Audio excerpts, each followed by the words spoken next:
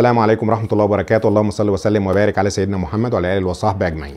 معاكم الدكتور محمود خميس، استشاري جراحة الأنف والأذن والحنجرة وعضو الزمالة المصرية لجراحات الرأس والرقبة. سؤال بيتكرر مع دخول كل شتاء: يا دكتور محمود، مصل الإنفلونزا ناخده ولا لا؟ يا دكتور محمود، هو حقيقي مصل الإنفلونزا بيعمل وقاية من الفيروس الإنفلونزا ولا هو مضر؟ يا دكتور محمود، والدي عنده سكر وضغط وسكر، ينفع ياخده؟ يا دكتور محمود، أنا حامل، ينفع تاخده المصل ولا لا؟ أسئلة كتير جمعناها على هيئة 10 أسئلة وأجوبة في الفيديو ده. إن شاء الله لو سمعت الفيديو للآخر إن شاء الله هتطلع مطمئن إذا كنت تاخد المصل ولا لا. أول حاجة، السؤال اللي بيطرح نفسه: يعني ايه مصل الانفلونزا؟ مصل الانفلونزا ده عباره عن الفيروس الانفلونزا نفسه، بيتم تصنيع منه نسخه معطله او غير نشطه. النسخه دي بيتم حقنها في الانسان، تبدا تكون حاجه اسمها اجسام مضاده. اجسام المضاده دي اللي في الجسم تبدا تتكون بعد اسبوعين من التطعيم. الاجسام المضاده دي بتعمل وقايه بعد كده، بحيث لو لا قدر الله اصبت بفيروس الانفلونزا تبدا يبقى عندك حمايه في الجهاز المناعي. طيب، هل مصل الانفلونزا ده مهم جدا لكل الناس ولا في فئة معينة الأفضل إن هي تواجب أو تواظب إن هي تاخده؟ أولا، الناس اللي هم فوق ال6 شهور، الأطفال، الناس اللي فوق ال65 سنة، الناس الحوامل، الناس اللي شغالين في المجال الطبي، الناس اللي عندهم مشاكل في القلب أو الصدر أو الرئة أو الضغط أو عنده مشاكل تليف في الرئة أو حساسية، الناس دي لازم تاخد مصل الإنفلونزا. طيب، ايه افضل توقيت ناخد فيه مصل الانفلونزا؟ افضل توقيت تاخد فيه مصل الانفلونزا في شهر 10 وشهر 11.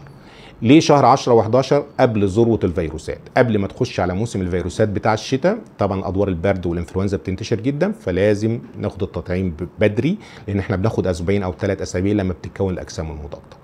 طيب، هل محتاج اختبار حساسيه المصل الانفلونزا؟ ما بيحتاجش اختبار حساسيه. مين هم الناس اللي لما ياخد المصل يبقى عندنا احتياطات؟ اولا، لو انت عندك حساسيه من البيض ما ينفعش تاخد مصل الانفلونزا. طيب، لو انت مضطر تاخده لازم تاخده في مكان يكون مهيأ نعمل لك اختبار حساسيه، ولا قدر الله لو في مشكله يتعامل معاه. الحاجه الثانيه، لو انت عندك التهاب حاد سواء باللوز او سخونه او تكسير في الجسم او اي عدوى، لازم تستنى لما تخف وبعد كده تاخد تطعيم الانفلونزا بعدها باسبوع او 10 ايام. طيب، بالنسبة للحوامل، هل لازم طبعا لازم الحوامل ياخدوا مصل الانفلونزا. طيب، بالنسبة للجرعات، قال لك ان الاطفال اللي من 6 شهور لحد 8 سنين بياخد جرعة اولى، وبعد 4 اسابيع ياخد جرعة تانية. الجرعة التانية دي تنشيطية. طيب، يعني ايه؟ يعني ياخد جرعه مثلا في شهر 10 وشهر 11 ياخد الجرعه الثانيه. طيب، بالنسبه للاطفال اللي فوق ال8 سنين، اللي ما فوق بياخدوا جرعه مره واحده، يعني بياخد التطعيم مره واحده في السنه. طيب، هل لازم ان انا كل سنه اخد مصل الانفلونزا؟ طبعا، لان الفيروسات بيتم تحور ليها كل سنه وبتتغير، فبيجي السنه الجايه بينزلوا مصل جديد غير بتاع السنه اللي فاتت، وغالبا بيبقى ضد 3 سترينز من الفيروس دول اللي بيتغيروا كل سنه، واللي هم اشهر حاجه بتعمل الالتهاب او الانفلونزا يعني. طيب، بالنسبه للمصل ده، هل متوفر في الصيدليات؟ متوفر في الصيدليات، ومتوفر في الوحدات الصحيه، ومتوفر في الاداره الصحيه، ومتوفر كمان بيبقى في المصل واللقاح. طيب، بالنسبه لمصل الانفلونزا، هل مصل الانفلونزا بيسبب عدوى؟ يعني انا لو خدته ممكن يجي لي انفلونزا؟ اطلاقا، لان هي زي ما قلنا هي نسخه معطله غير نشطه، بتعمل بس تحفيز للجهاز المناعي انه يكون اجسام مضاد، لكن هو لا يسبب عدوى اطلاقا. طيب، محتاج ان انا اعمل كل مره اختبار او للاسره او اي حاجه؟ بالعكس، ما محتاجش خالص، هو متاح ان انت تجيبه من الصيدليه واي حد يديهولك في الكتف، في عضله الكتف والكلام ده كله. طيب، بالنسبه للناس اللي عندهم مشاكل في الانف مزمنه زي الحساسيه او تكرار التهاب الاذن الوسطى، هل محتاج مصل انفلونزا؟ ايوه، انا بنصح كل الناس اللي عندهم مشاكل في السمع نتيجه ارتشاح ميه او تكرار التهاب الاذن الوسطى او حساسيه الانف او حساسيه الصدر انه ياخد مصل الانفلونزا. طيب، انا عندي حقنه من تطعيم الانفلونزا من السنه اللي فاتت في الثلاجه، ينفع اخدها دلوقتي؟ ملهاش اي لازمه. كل سنه بيتغير المصل حسب تحور الفيروسات، فاللي عندك ده في البيت ما ينفعش تاخده دلوقتي. يعني في خلاصه الكلام دلوقتي، لو احنا حبينا نجمع الاسئله كلها اللي هي تخص فيروس الانفلونزا والمصل، هل المصل يسبب عدوى؟ لا اطلاقا.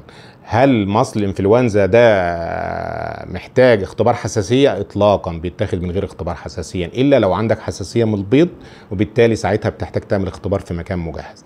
مين هم اللي بياخدوا المصل الانفلونزا؟ مصل الانفلونزا المفروض بياخدوا الناس اللي هم من 6 شهور في الاطفال لحد فما فوق، او الناس اللي فوق ال 65 سنه، الناس اللي عندهم من امراض مزمنه زي السكر والضغط والقلب، الناس اللي شغالين في المجال الطبي زي التمريض والدكاتره والموظفين والاداريين، الناس الحوامل، او الناس اللي عندهم امراض مزمنه.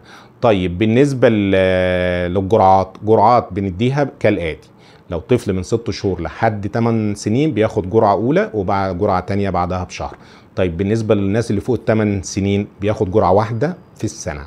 الجرعه بتتاخد في الكتف، ما بيحتاجش اختبار حساسيه زي ما قلنا. الحاجه الثانيه ان المصل ده متاح في الصيدليات، بيبقى موجود، وافضل توقيت ليه ان انا باخده في شهر 10 او 11، في شهر 10 او 11 قبل ذروه الفيروسات. اتمنى يكون جاوبت كل الاسئله اللي تدور في دماغك المشهوره بالنسبه لتطعيم الانفلونزا. الحاجه الاخيره اللي انا قبل ما انسى اقولها، ان مصل الانفلونزا، هل انا خدت مصل الانفلونزا خلاص بقى عندي مناعه وما يجيليش فيروس الانفلونزا في فتره الشتاء؟ اطلاقا. ده هو بيديك مناعه من 40 ل 60%، حمايه وقايه بنسبه 40 ل 60%، بحيث ما يجيلكش الفيروس الانفلونزا. طب لو قدر الله جات لك العدوى، يبقى الاعراض قليله، طفيفه بالبلدي، يعني انت بدل ما يبقى انت تعبان وتخش في التهاب رئه ولا قدر الله وتكسير وسخونه ورشح وعطس والكلام ده، الاعراض تبقى زي برد بسيط كده، تاني يوم تبقى زي الفل وبتتحرك. فهو مهم جدا جدا جدا جدا. لو عندك اي استفسار او اسئله بتخص التطعيم سيبها لي في تعليق وانا هرد عليها ان شاء الله. ما تنسوش تعملوا لايك وتشيروا الفيديو وتفعلوا الجرس، والسلام عليكم ورحمه الله وبركاته. لا تنسى تعمل لايك وتشترك بالقناة وتفعيل الجرس ليصلك كل جديد.